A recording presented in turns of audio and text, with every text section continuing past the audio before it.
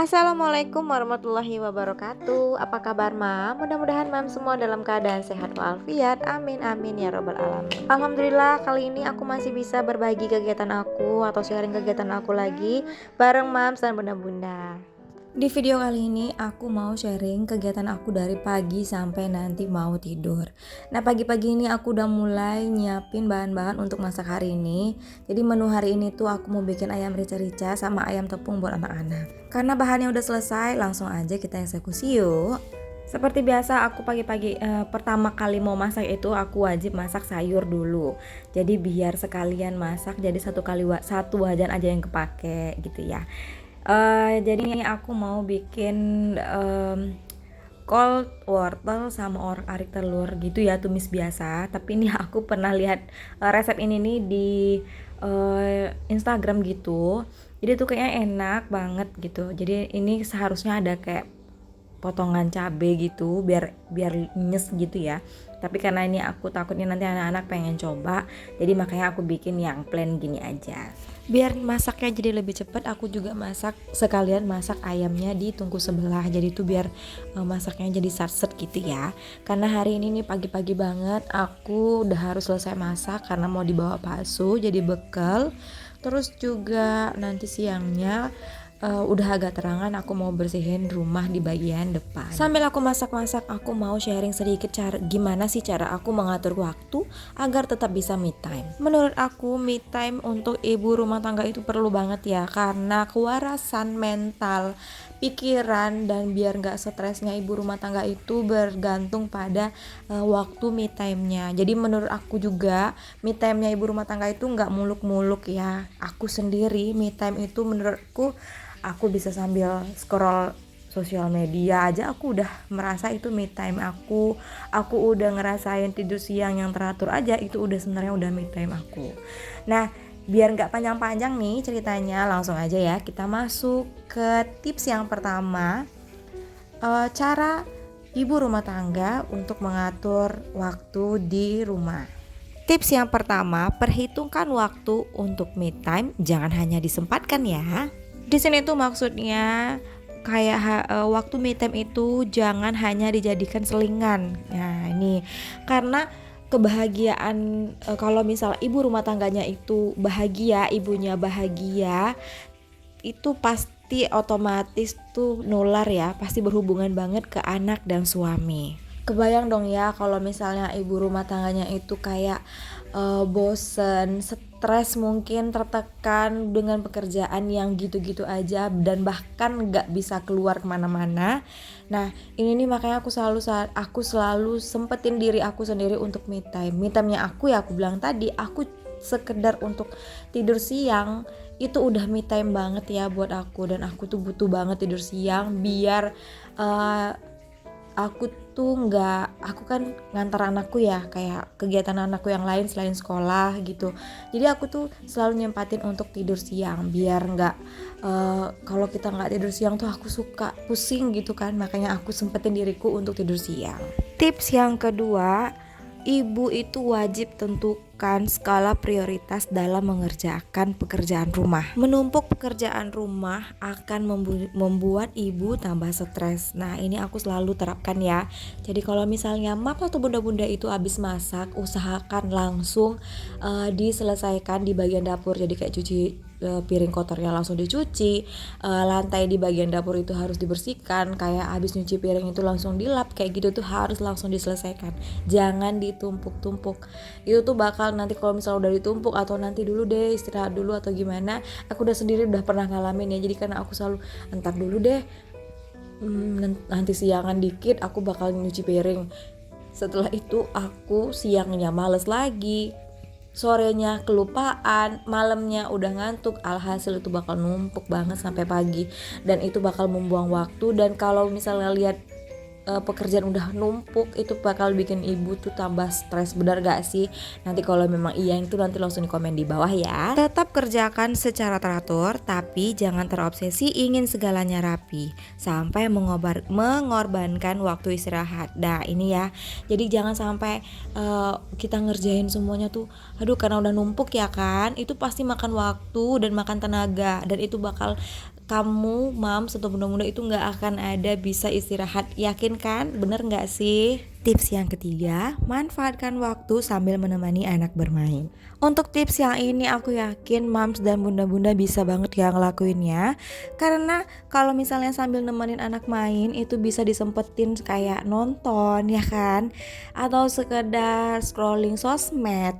Dan kadang aku juga kalau misalnya lagi nemenin anak-anak main tuh aku suka sambil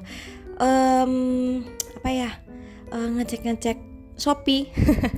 Apalagi kalau habis gajian ya kan, itu ongkirnya murah, ya udah deh nanti itu sambil dilihat-lihat ya kan, nanti pas gajian langsung tinggal di check out. Itu jangan ditiru ya. Ini versinya aku, me time-nya versinya aku. Nanti mams atau bunda-bunda itu bisa nentukan me time versinya mams dan bunda-bunda sekalian ya. Balik lagi dulu ke video. Aku tadi udah selesai masak. Tadi masakan aku udah tinggal disimpan, tinggal dirapiin aja ke dalam lemari. Lanjut ini aku mau sedikit unboxing ya. Jadi ini sebenarnya talenan yang udah lama pengen aku beli, cuman kayak kemarin tuh ya undur gitu. Nah ini akhirnya aku beli karena talenan kayu aku itu udah mulai kayak jamuran lumutan gitu ya. Jadi kalau misalnya masuk ke frame itu kayak nggak enak gitu dilihat. Jadi ini bakal aku sering pakai kalau misalnya aku mau record video gitu ya. Jadi dia bisa in frame karena bentukannya juga bagus dan sewarna dengan tema di dapur aku. Lanjut lagi ke tips yang keempat. Nah ini nih sebenarnya bisa dibikin atau enggak, atau mungkin bisa mams tulis atau di list gitu boleh ya. Jadi tips yang keempat itu buat jadwal kegiatan. Nah ini kalau misalnya kayak mams atau bunda-bunda pekerja, ini juga mungkin bisa dipakai ya.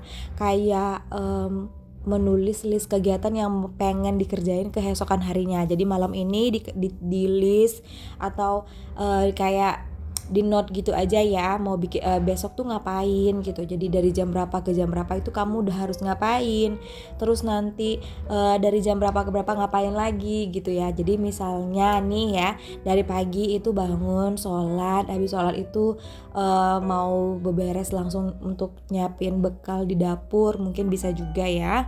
Nah kalau misalnya kayak ibu-ibu rumah tangga yang mungkin bukan pekerja juga bisa, kayak mungkin kita bisa bikin jadwal kayak mau nyuci seminggu itu udah mau berapa kali. Nah ini juga penting banget ya, karena aku sendiri ngalamin kalau misalnya nyuci itu, kalau misalnya sekali seminggu itu ya Allah rasanya nyucinya gampang ya, karena yang muter kan mesin cuci doang ya kan dijemur ya. Kalau misalnya udah seminggu tuh pasti numpuk banget, penuh, bahkan jemuran dan angger itu nggak muat. Jadi itu jangan dilakukan. Jadi kau usahakan apalagi kalau di rumah itu semua anggota di rumah itu banyak kegiatan di luar, itu kan pasti banyak pakai baju ya. Nah itu tuh usahakan kayak di seminggu itu 2 atau 3 kali. Jadi kayak aku di rumah itu karena kita cuma berempat, aku nyuci itu seminggu itu untuk 2 kali. Jadi itu sebenarnya udah cukup ya. Nah nanti di hari Sabtu atau Minggu aku bakal sempetin juga untuk nyetrika. Jadi itu biasanya aku nyetrika malam ya. Kalau misalnya siang itu kita keluar hari Sabtu, berarti aku nyetrikanya di malam hari. Tapi kalau misalnya malamnya keluar, berarti aku nyetrikanya tuh sekitar siangan gitu. Ketika membuat jadwal kegiatan, jangan lupa selipkan waktu atau tetap masukkan waktu untuk me time. Nah ini penting banget ya Bu. Jadi kayak aku bilang di awal tadi, me time itu sebenarnya bukan selingan atau cuman diselipin sedikit gitu ya. Itu wajib ada untuk setiap ibu-ibu. Walaupun menurut aku cuman kayak aku tidur 15 menit itu udah cukup banget ya. Itu udah bikin ngantuknya aku hilang, itu udah bikin aku segar kalau misalnya udah bangun tidur. Itu udah happy banget. Terus kalau misalnya mams atau bunda-bunda yang gak biasa tidur siang, itu bisa kayak sambil drakoran atau mungkin kayak aku kalau misalnya udah anak-anak tidur, itu aku suka bikin kayak apa ya, eh, tema atau ide buat ngonten. Jadi aku selalu selipin di waktu-waktu seperti itu. Karena menurutku kalau misalnya anak-anak udah tidur itu kan kita tenang ya. Maksudnya nggak tenang gimana? Maksudnya tenang aja berpikir gitu. Karena kan nggak ada interupsi dari luar gitu. Yang kelima, siapkan ruang pribadi. Nah di sini ruang pribadi di sini maksudnya ini nih butuh banget kerjasama bareng Pak Su. Jadi aku sama Pak Su itu kalau misalnya udah di hari Minggu itu biasanya kayak kerjaan ngurusin anak itu Pak Su ya. Jadi kayak misalnya anak aku mau mandi, mau makan itu biasanya Pak Su yang ngerjain kalau di hari weekend. Nah, di sini ruang pribadi di sini tuh yang seperti ini ya kalau menurut aku, kalau aku pribadi tuh yang seperti ini.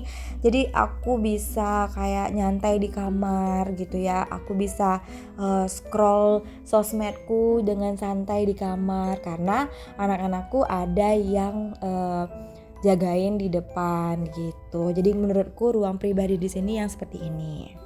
Nah itu tadi 5 tips biar moms atau bunda-bunda itu bisa ngerasain me time di setiap kegiatannya di rumah. Dan ini juga akhir dari video aku. Terima kasih sudah menonton. Assalamualaikum warahmatullahi wabarakatuh.